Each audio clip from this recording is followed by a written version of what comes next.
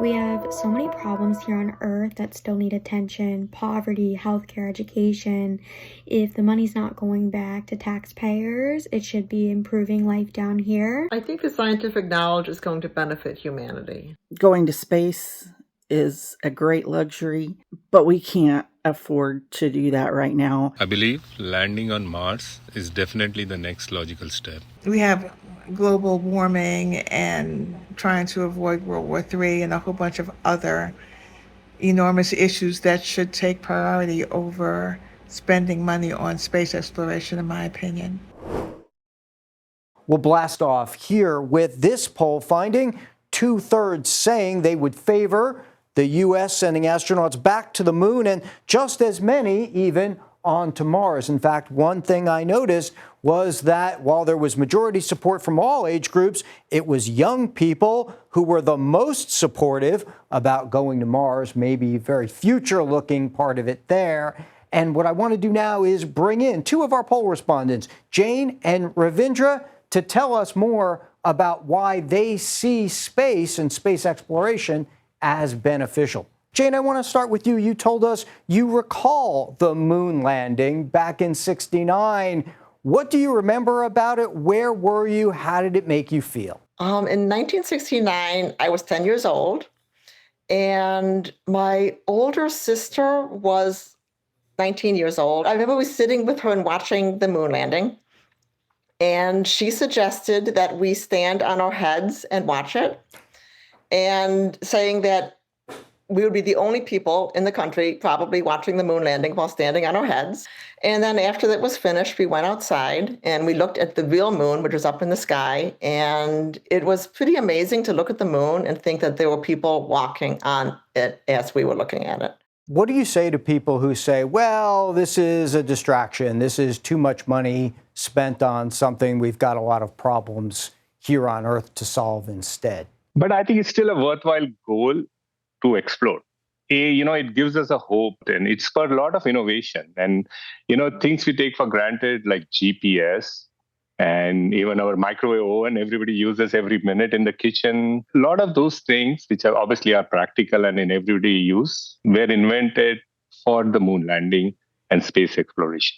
Jane, let me ask you, if you could go on a rocket to the moon, if you could go to a moon colony, if one gets built, would you go?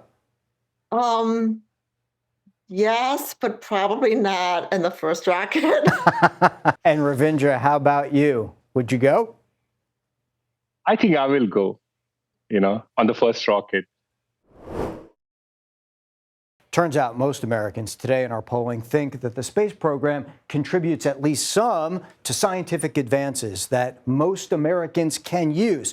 At least some. Some think a lot, but not everyone. And that leads to our next two guests who might emphasize other priorities instead of the space program. We're joined now by Brooke and Lee to discuss more. So let me start with you, Brooke. Tell me, is this the right priority? Going into space, going back to the moon, going to Mars? I'm always thinking about our priorities as a society, especially when so many people around me are struggling just to meet basic needs. So when it comes to space exploration, I'm personally against it for now. I don't think it should be off the table forever, but right now there are just too many urgent issues we're failing to address. Things like poverty, education, healthcare, and support for disabled people. So, Lee, let me ask you, when you hear people say, well, the space program will bring scientific advances that maybe we can use to address some of the issues that you raised there,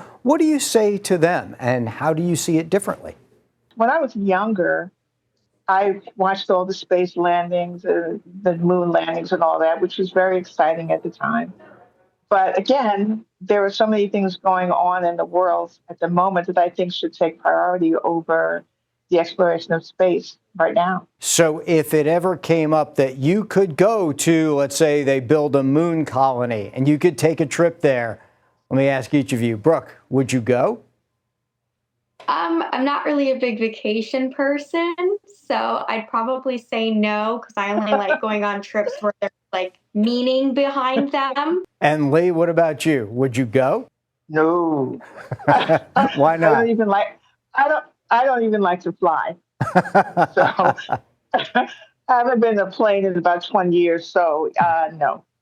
No, thank you.